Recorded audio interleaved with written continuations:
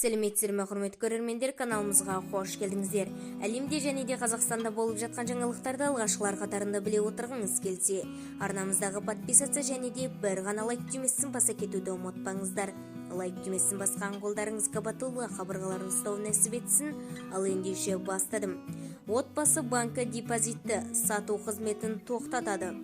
Мұндай жаңалықты 2023 жылдың 21 тамыздан бастап күшіне енеді.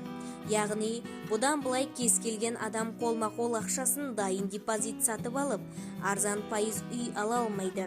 Бірақ депозиттерді туысқандарға табыстау қызметі сақталып қалады.